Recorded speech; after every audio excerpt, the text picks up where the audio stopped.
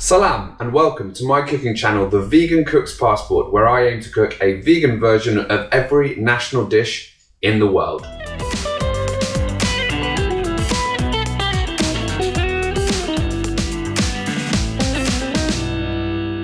So this is the 11th episode and we're at the end of countries beginning with A. So the country is Azerbaijan, pretty exciting. I think I'm going to take a little break after this one to get ready for B and get over my excitement of A and come back stronger with some really cracking recipes for countries beginning with B. Before we get into the Azerbaijani national dish, let me just show you where the country is on a map. The Republic of Azerbaijan is located in the Caucasus region, which is this area just here, wedged in between Eastern Europe and Western Asia. The country is a former part of the Soviet Union and it regained its independence in 1991. The cuisine is heavily influenced by Middle Eastern cooking, which is not surprising as it shares a border with Iran. Rice features heavily, and the country is known for its wide selection of fresh herbs and green vegetables. Okay, so the national dish of Azerbaijan is called PLOV. What is PLOV? So PLOV is the name of a rice dish that appears in many countries around that region near Azerbaijan. It is the same as pilau or pilaf. So it has its origins in India and probably Persia. And from those countries it sort of spread a little bit up north to the Caucasus region and also Russia, where it features prominently in their cuisine. So PLOV is actually very similar to the very first recipe I did, which was obviously Afghanistan, the Kabuli Pulao, which to this day is probably still my favorite recipe that I've done so far. If you want to check that out, then click on this link just here. It's a really nice recipe, very, very easy to do. Now in Azerbaijan, there are over 40 different types of PLOV, most of them containing rice, but all of them with slight different variations depending on where you go and what the occasion is. So I've picked what is the king of PLOV. It's called the Shah Pilaf, which Shah basically means a crown or maybe royal. So it's the royal pilaf, the royal version of PLOV that they do for special occasions, for weddings, ceremonies like that. So what goes into a Shah Pilaf? Well, it always has rice. It usually has lamb. So what I've done to substitute the lamb, I've gone back to my old trusty Portobello mushroom. These things are great if you're looking to replace chunks of meat. It's definitely the beefiest, meatiest tasting mushroom. They hold their shape really well. They've got loads of flavor. I've used these in a few recipes up till now, and I'm going to carry on doing it because we need to recreate those chunks of lamb in this dish. It always contains also a selection of dried fruit. So I've gone with some prunes, I've gone with some dried apricots, and also a few raisins as well. You can really select whatever dried fruit you want. You can go with these. If you can't find these or you like something a bit different, just chuck those in as well. Doesn't really matter. Make sure the weight's around about the same and it should work perfectly fine. Okay, moving on. So this PLOV always contains saffron, which is what I've got in this little bottle right here. Saffron is really expensive, so that's going to jack up the price of this dish a little bit, but unfortunately it is necessary. You can't really have this dish without saffron. To prepare this, you can just chuck some warm water in there and leave it overnight to sort of infuse. Alternatively, you can grind it up and again chuck the water in there, and it's going to take less time to infuse. It should only take an hour or so. So whichever one you want to do. You don't need that much of it, which is good, because it is expensive. So what I've got there should be absolutely fine for the dish. So what makes this royal PLOV so special? It has got a unique aspect to it where once you've made the rice is then encased in these flatbreads, which they call lavash in that whole region. You can get lavash in Armenia, Turkey, also obviously Azerbaijan. So these flatbreads, I bought these in the supermarket, pretty cheap. Middle Eastern grocery stores as well, you'll be able to get them. You can make them really easy if you want. I just wanted the convenience of just buying them. But yeah, they should be readily available wherever you are. They might have a slightly different name. These ones are just called flatbreads. If you can find lavash, L-A-V-A-S-H, then that is exactly what you need. I think there's a Turkish equivalent. They're kind of like a big pita bread that hasn't quite risen as much, as far as I can tell. So what they do is they put the rice into the lavash, encase the whole thing, and then bake that in the oven. So it comes out as a sort of bread pie with the plov inside of it. Not only does this look really cool, but in a ceremony like a wedding, which might be quite lengthy, where you've got all the food, like the food on the table while you're waiting for the ceremony to conclude before you start eating, well, this is a way of keeping the food inside of the bread warm, so when you cut it open, you're not going to just be getting a cold plov. You're going to have a nice warm plov. There's nothing better than a warm plov at a wedding. As always, I'm going to do a wine pairing suggestion at the end of the video. Subscribe to my channel if you haven't already, and let's get cooking a plov. Start by preparing the saffron.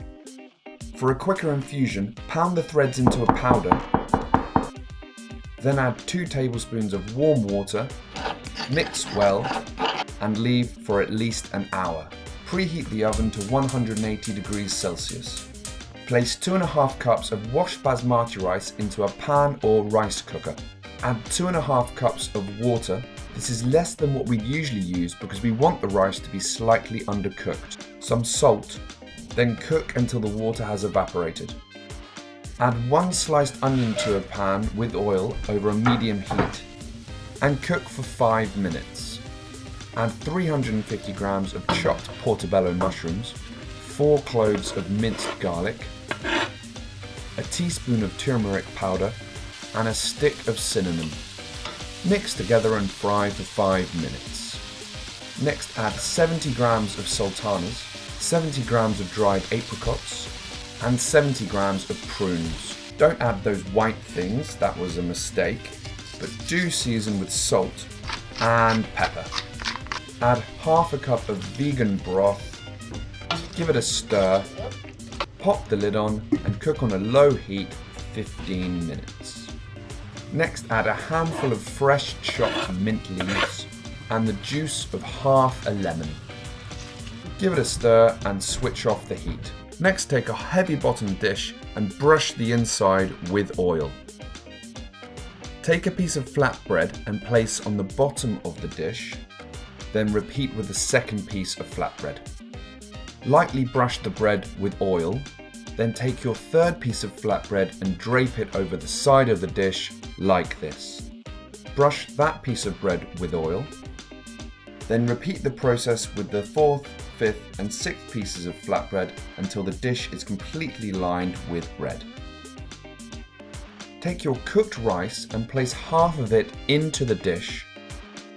Then sprinkle half of the saffron water over the top of the rice. Spoon all of the mushroom mix on top of the rice. Cover with the remaining rice. Then sprinkle with the remaining saffron water. Brush the flaps of bread with oil. Then fold the bread over the top of the rice. Repeat this process with the remaining flaps of bread until the plov is completely covered by the flatbreads. Pop the lid on, then cook in the oven at 180 degrees Celsius for 40 minutes, then a further 10 minutes with the lid off. When the top is golden, the dish is ready. Place a chopping board or plate on top, perform a nifty backflip maneuver, then slowly pull the dish off to reveal the Shah Pilaf. The plov inside will stay warm for a while, but when you're ready, take a bread knife and cut it into pie-like segments. And voila! A plov fit for a king. Wow! Look at this! I've never cooked anything like this before. I've never even seen anything like this before, to be honest. So it's a rice pilaf, a rice plov, cooked inside some flatbreads. It looks amazing. I can see why they use it for special occasions because it does look impressive. It's worked really well. Yeah, I've just cut myself a segment off like that. I'm gonna give it a little try. Right, take the top flap off. So it's kind of like a pie, I suppose. Like a plov pie. Okay, let's get a bit of that in there.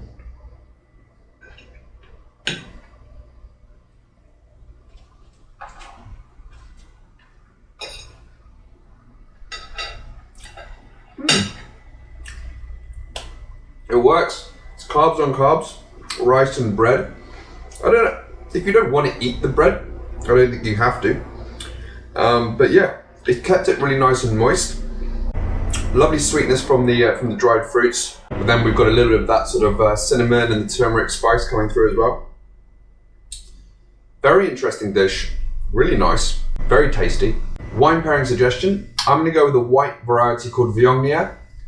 It's an aromatic variety. It's usually quite floral, with a lot of like stone fruit character, like apricots and peach. So I think it's going to go really well with the fruit in the dish, and also with the aromatics. I think would go nicely with the spices. The best examples of Viognier you can find are generally from Rhone Valley. A couple of places where you just get straight Viognier, but a lot of times it's blended. Blended Viognier is great blended with other grape varieties. So Viognier blended with Marsanne or Roussanne, which are other varieties from Rhone Valley. So yeah, any Viognier you can get, or any Viognier blend you can get, would go very nicely with this dish. So that's it for all of the countries beginning with A. This was really good. I've really enjoyed it so far. Looking forward to B. Subscribe if you haven't already. Click the like button to like my video, and tune in for the next episode where I'll be cooking a vegan version of the national dish of the Bahamas. See ya!